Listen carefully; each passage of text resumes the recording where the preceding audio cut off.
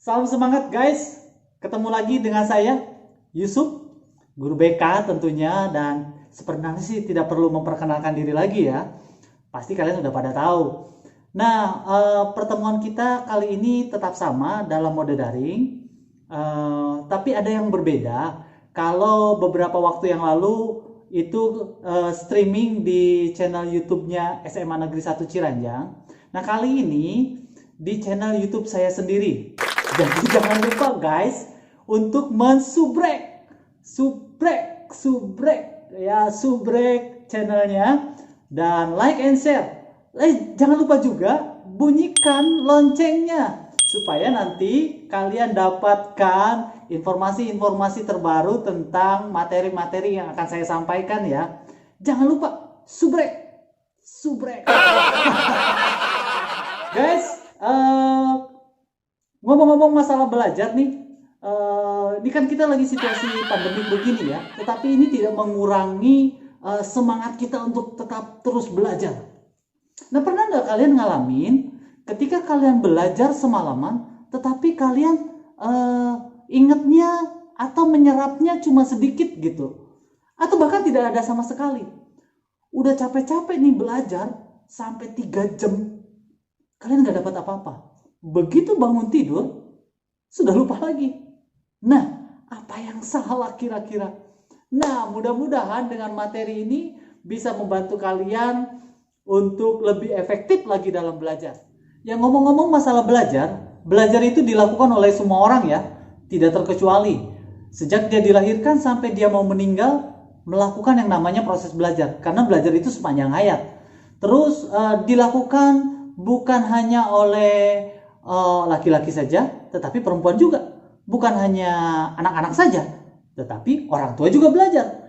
Bukan hanya yang sudah kerja saja, tetapi yang tidak bekerja juga tetap belajar. Bukan hanya pelajar. Ya kalau pelajar udah jelas pasti belajar.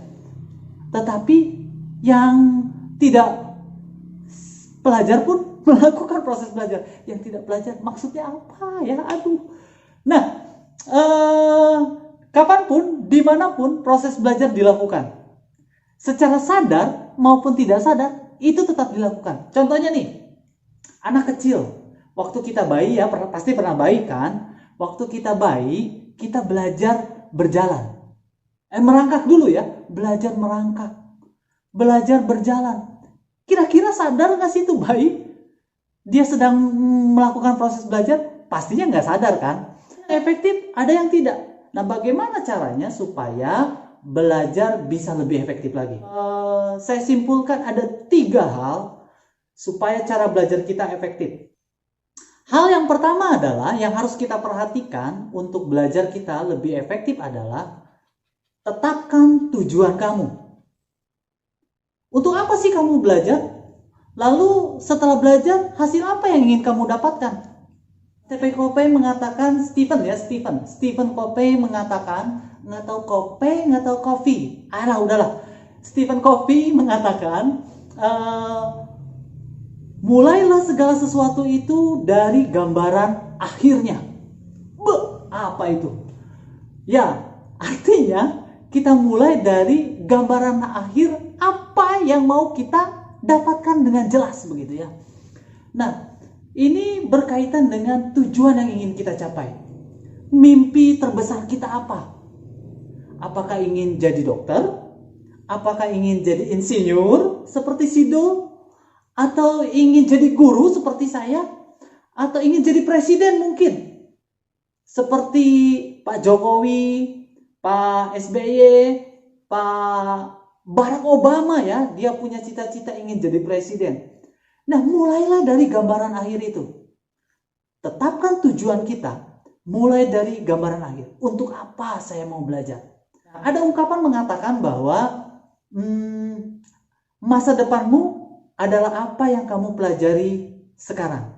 Jadi, kalau kamu mau masa depanmu sebagai guru, pelajari dari sekarang caranya jadi guru. Kalau kamu mau masa depanmu menjadi dokter, pelajari dari sekarang bagaimana caranya jadi dokter. Apa yang harus dilakukan untuk jadi dokter. Hal yang kedua adalah berkaitan dengan fokus. Fokuskan hati dan pikiran kamu. Dan gunakan seluruh indera kita yang ada. Bukan Pak Indra ya, indra guna. Kenapa sih kita harus fokus? Karena musuh terbesar prestasi adalah tidak fokus. Biasanya kita sering terganggu oleh hal-hal kecil yang membuat konsentrasi kita jadi buyar ya. Contohnya nih, ketika kita belajar, tiba-tiba telepon berbunyi. Dari pacar lagi. Aduh, itu mengganggu sekali. Padahal itu hal kecil yang bisa mengganggu konsentrasi kita belajar. Dan mungkin bisa mengganggu hal yang lain yang lebih besar ya. Kita tidak tahu. Fokuskan hati kita, pikiran kita, dan gunakan seluruh indera kita untuk kita mempelajari sesuatu yang ingin kita pelajari saat itu. Maka hasilnya akan maksimal begitu ya. Ya, fokus ini ibarat sinar laser. Sinar laser yang begitu kecil, tapi kalau dia difokuskan pada satu titik, dia akan menembus baja setebal apapun. Nah, seperti itu juga kekuatan pikiran, kekuatan fokus kita. Kalau kita fokus pada satu materi tertentu untuk kita pelajari, maka kita akan mendapatkan hasil yang maksimal. Ada survei mengatakan bahwa belajar itu 10% dari mendengar, 20% dari mendengar dan melihat, 50% dari mendengar, melihat, mendiskusikan. Itu 50%. Terus 70% dari mendengar, melihat, mendiskusikan, lalu mempraktekkan. 70% loh. 90% dari mendengar, melihat, mempraktekkan, lalu menerapkannya dalam kehidupan sehari-hari. Kemudian 100% dari mendengar, melihat, mendiskusikan, mempraktekkan, menerapkan dalam kehidupan sehari-hari, kemudian mengajarkannya kepada orang lain. Seperti saya. Oke, bercanda. Oke guys, yang ketiga.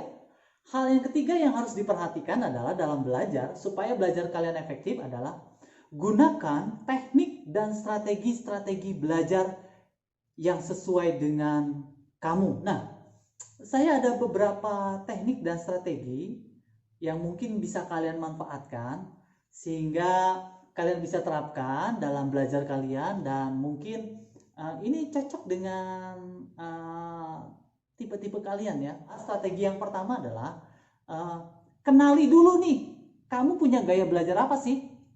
Wah, gaya Pak? Memangnya berenang gaya? Oh, come on.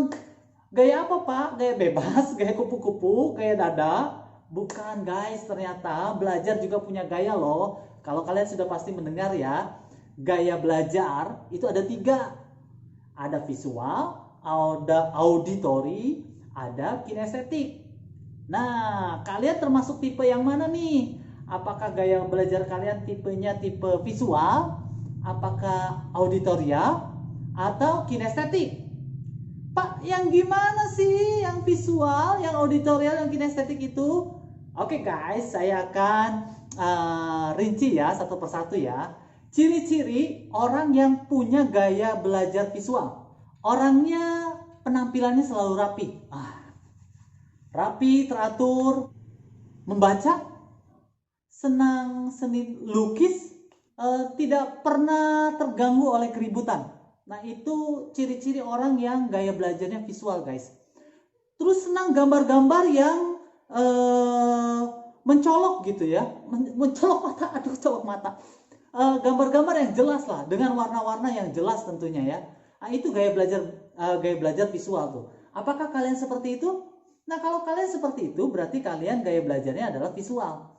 Nah, saran untuk pembelajar visual adalah kalian harus membaca, membuat diagram-diagram, menulis begitu ya, dituliskan. Nah, itu akan efektif sekali untuk gaya pembelajar visual. Oke, gaya pembelajar kedua adalah gaya auditory. Auditory itu indera yang diutamakan adalah indera pendengaran ya. Kalau tadi visual, yang diutamakan adalah mata ya. Nah, ciri-ciri pembelajar auditory adalah orangnya mudah terganggu dengan keributan. Pasti itu. Kalau ada yang ribut sedikit, dia langsung konsentrasinya buyar. Nah, terus orangnya suka berbicara. Terus dia suka musik, seni musik ya. Berarti kalian lebih baik dengarkan saja kalau guru menjelaskan. Atau kalau kalian kurang, bawa rekaman ke sekolah. Rekam itu penjelasan dari guru.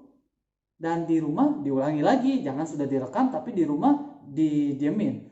Ya diulangi lagi dong di rumah supaya kalian menyerap informasinya lebih banyak.